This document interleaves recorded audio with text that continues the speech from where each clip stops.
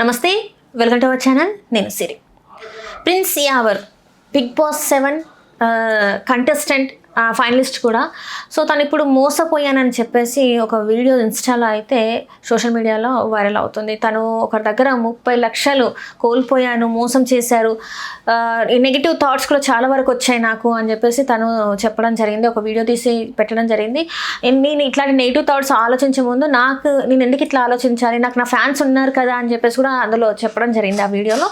So దీని మీద స్పందించడానికి మనతో పాటు ఉన్నారు ప్రముఖ సినీ క్రిటిక్ దాసరి విజ్ఞాన్ గారు. నమస్కారం సార్. నమస్తే sir. Prince Yawar Bigg Boss 7 season contestant and finalist. అందులో ఏంటంటే తను బాగానే అన్నీ చేసుకుంటున్న తరుణంలో ఒక 30 lakhs తన కుటుంబ సభ్యుల్లో అంటే రిలేటివ్స్లో ఒకరికి ఇచ్చి మోసపోయాను అని చెప్పేసి ఆ అబ్బాయి ఫోటో కూడా రివీల్ చేస్తూ తనకి ఇంకా డబ్బులు ఇవ్వమని కోరుతున్నాడు. నేను చాలా డిప్రెషన్లోకి వెళ్ళిపోయాను, అంటే సూసైడ్ థాట్స్ కూడా వచ్చేసినాయి నాకు, కానీ మీరు ఉన్నారు కదా, నా ఫ్యాన్స్ మీరు ఉన్నారు కదా అని చెప్పేసి నేను ఈ వీడియో చేస్తున్నాను అని చెప్పేసి అన్నాడు.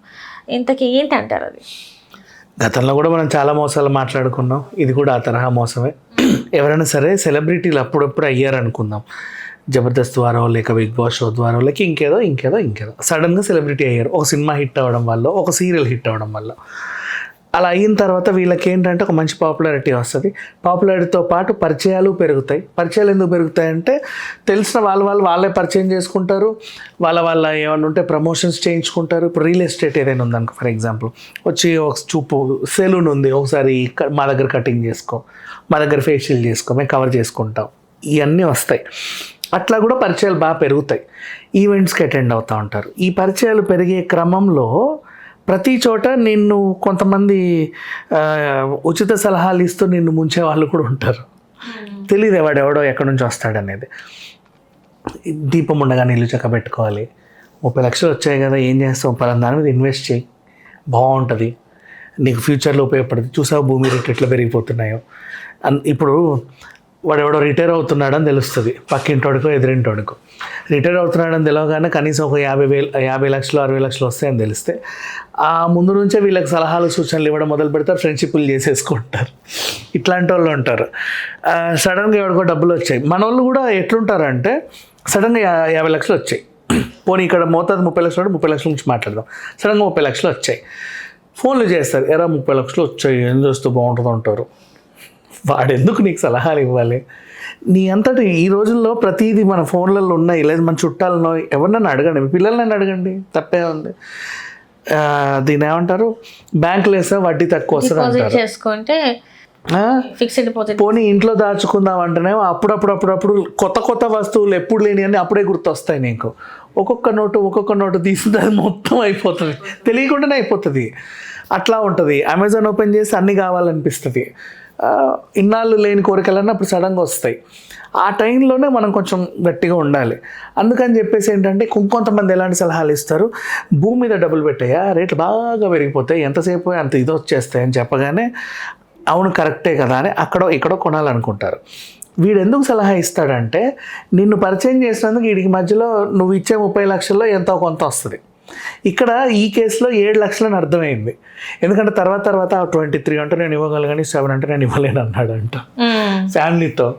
సరే 23 అదన్నా ఇవ్వరా అంటే దానికన్నా ఫోన్ చేసి లాస్ట్కి ఎందుకు ఒకే ఫోన్ చేసి తీసుకొస్తున్నావు, అసలు నేను ఎవరో తెలుసా నీకు అని చెప్పేసి రాజకీయ నాయకుల పేర్లు చెప్పాడు. ఇక ప్రిన్స్ యావర్కి కట్టలు తెచ్చుకుంది. తను ఒక ఇన్ఫ్లుయెన్సర్ స్థాయిలో ఉన్నాడు కాబట్టి వీడియో చేసి పెట్టగలిగాడు. ఆయన ఫోటో, ఆయన నెంబర్ కూడా వేసాడు. ఓకేనా? ఇట్లా మోసపోయే వాళ్ళు, తెలియని వాళ్ళు ఎంతమంది ఉన్నారు చెప్పు. గేటెడ్ కమిటీలలో చేరి అదేంటి అందరిని మోటివేట్ చేసి ఎత్తేసే వాళ్ళ గురించి కూడా మనం మాట్లాడుకున్నాం. ఊరికే పరిచయం అయ్యి కూడా డబ్బులు దొబ్బేసిపోయే వాళ్ళని చూసాం. ఉచిత సలహాలు ఇస్తారు. అండ్ ఇంకోటి, అదేంటిది, నీ దగ్గర డబ్బులు ఉంది, మీ పక్కింటిదో ఎదురింటిదో నీకు చాలా అంటే ఎంత క్లోజు, 30 లక్షలు నేను తెలిసింది, ఇగో నేను ఇది చేయించుకున్నాను, నువ్వు కూడా చేయించుకుంటావా, ఎక్కడ చేయించుకున్నావు అంటే నేను ఈ షాపులు గట్రా తిరగను, నిన్ను నమ్మేయడానికి. చాలా వేస్టేజ్ ఉంటుంది, క్వాలిటీ తక్కువ ఉంటుంది. వెనకాల 916 KDM స్టాంప్ వేస్తారు, హాల్మార్క్ వేస్తారు, కానీ నిజంగా అట్లా ఉండదు. మాకు తెలిసిన వీధి చివర చిన్న ఆడేవాడో ఉన్నాడు, వాడైతే చాలా బాగా చెక్కుతాడు, అసలు వేస్టేజే ఉండదు తెలుసా. ఇది తెలుసా, నేను బిస్కెట్ ఎంత కొన్నానో వెయిట్ అంతే వచ్చింది, ఇంత పోయింది అంతే, అది కూడా పెద్ద విషయం కాదని చెప్పేస్తారు. డిజైనింగ్ కాస్ట్ ఉండదు, తరుగు ఉండదు, మజూరీ ఉండదు. ఇప్పుడు అదే నేను షాప్లో కొంటే 2,30,000 అదే బరువు, ఇక్కడ కొంటే 2,30,000 ఎక్కువ బరువు, ఇదేదో భలే ఉందే అని చెప్పేసి మోటివేట్ అయిపోతాం. కానీ ఇక్కడ ఈమె ఆ షాప్ వాడు కుమ్మక్క అయిపోయి ఏం చేస్తారంటే నీకు వెండి మీద బంగారు పూతేస్తారో లేకపోతే ఏమేస్తారో తెలియదు, నీకైతే అంటగడతారు. నువ్వు కొంటావు కదా, తర్వాత ఈ విషయం బయటపడిపోతే మళ్ళీ ఆవిడకి తెలుస్తుంది కదా, అప్పుడు ఆవిడ ఏం చేస్తుంది, అయిపోయింది కదా ఫంక్షన్, వేసుకున్నావు కదా బ్యాంక్ లాకర్లో పెట్టుకోండి, వద్దు అనవసరంగా ఇక్కడ పేర్లో పెట్టుకుంటే ఎందుకు చెప్పు, ఎవడో ఒకటి దొంగతనం చేస్తాడు, మళ్ళీ వాళ్ళే వచ్చి సలహాలు. మనం ఏం చేస్తాం, తీసి బ్యాంక్ లాకర్లో పెడతాం. ఇక అది ఎన్నాళ్ళు అట్లాగే ఉండిపోతుంది. ఎప్పుడో కూతురు పెళ్ళప్పుడు తీసి అమ్మాలో ఇంకేదైనా చెయ్యాలన్నప్పుడు అదంతా ఒట్టిది అని తెలుస్తుంది. అప్పటికి 25 సంవత్సరాలు అయిపోతే వీళ్ళు ఉండరు, ఎదురింటోళ్ళు పక్కింటోళ్ళు. ఇట్లా మోసపోయిన వాళ్ళు చాలామంది ఉన్నారు సిరి, బోల్డ్ అంతమంది తెలుసా. ఆ ఏజ్లో అప్పటికి ఇంకా బాడీ కూడా సహకరించదు తెలుసా, అలా గుండె నొప్పులు వచ్చిపోయిన వాళ్ళు కూడా ఉన్నారు.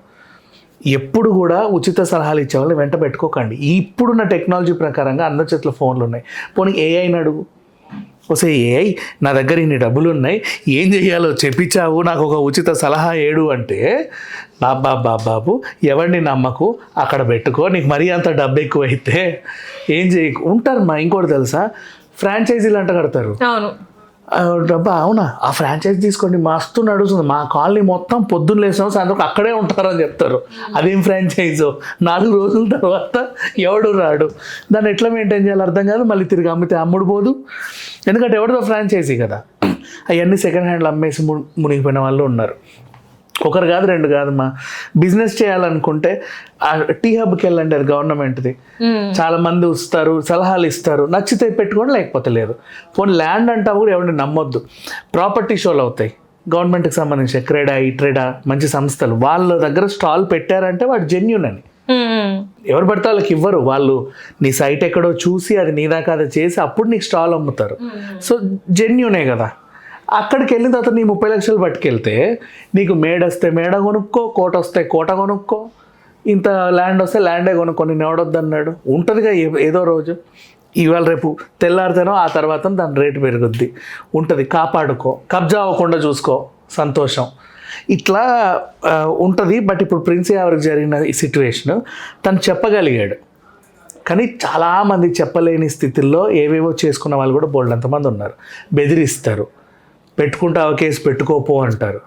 దేనికైనా రెడీ వాళ్ళు అనమాట. ఒక్కసారి డబ్బు చేతి నుంచి పోయిందా మళ్ళీ రావడం కష్టం. అంటే ఇక్కడ నాకు అర్థం కాని విషయం ఏంటంటే, కొంతమంది మోసపోయారంటే వాళ్ళకి కొంచెం ఆ నాలెడ్జ్ ఉండకపోవచ్చు. ఇప్పుడు ప్రిన్స్ లాంటి ఒక వ్యక్తి, సెలబ్రిటీ, అతనికి ఆ నాలెడ్జ్ ఉండదా? అంటే ఒక సైట్ తీసుకునేటప్పుడు, ఒక సైట్ మీద ఇన్వెస్ట్ చేస్తున్నప్పుడు ప్రాపర్ డాక్యుమెంట్స్ కూడా చెక్ చేసుకోకుండా ఆయనకు అన్ని డబ్బులు ఇచ్చేస్తాడు అనేది చాలా మందిలో వస్తున్న ఒక క్వశ్చన్. ఈ విషయంలో నేను నిన్నే అడుగుతా సిరి. నాకు తెలిసి గతంలో 1 సంవత్సరమో 2 సంవత్సరాల క్రితం నువ్వే ఒక క్యాబ్ తీసుకొని నడపాలనుకుంటున్నాను, ఇంత ఇన్వెస్ట్ చేస్తే ఎలా ఉంటుందని అడిగావా? కొత్త ఆలోచనలు నీకు రాని ఏం పెట్టుకోకు, చెప్పానా లేదా?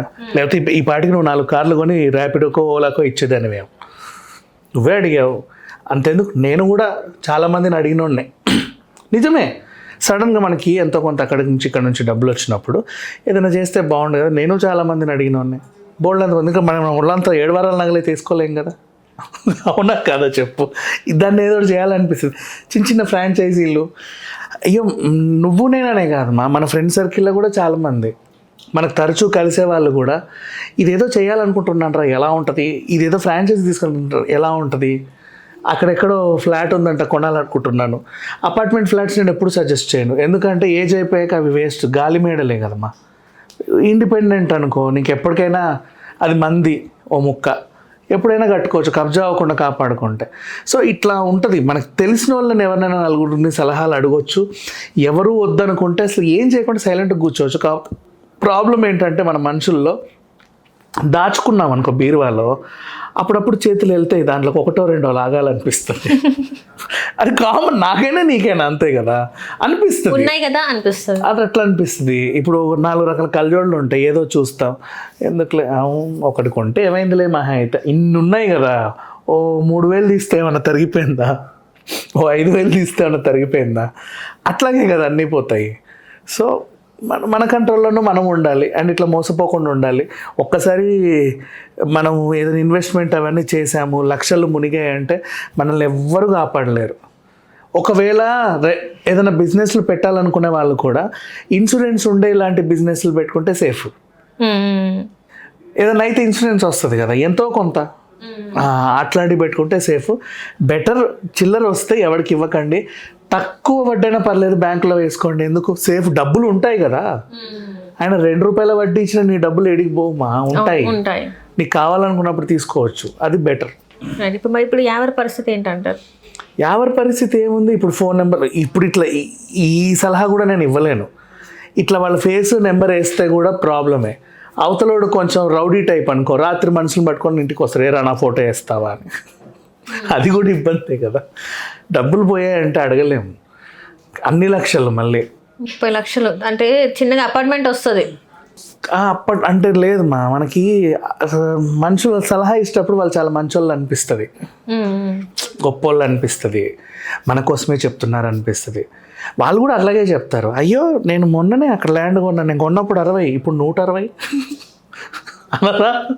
మనకు కూడా అరే ఇప్పుడు మనం 160 పెట్టుకుంటే తెల్లారేసరికి 560. మైండ్ అట్లా పోతుంది, మనకి గ్రీడీనెస్ ఎక్కువ కాబట్టి ఇట్ హ్యాపెన్స్, దాన్ని ఎవరు కాపాడలేరు. Right and right, thank you so much. Hello, Telugu Rajyam channel చూస్తున్నారా? సామాజిక రాజకీయ జీవన చిత్రణే తెలుగు రాజ్యం. అతిశయోక్తులు అసత్యాలు ఉండవు. రాజకీయ కోణం కాదు, ప్రజా కోణమే కొలబద్ద. తెలుగు రాజ్యం వీక్షణ మీ ఉత్తమ అభిరుచికి నిదర్శనం.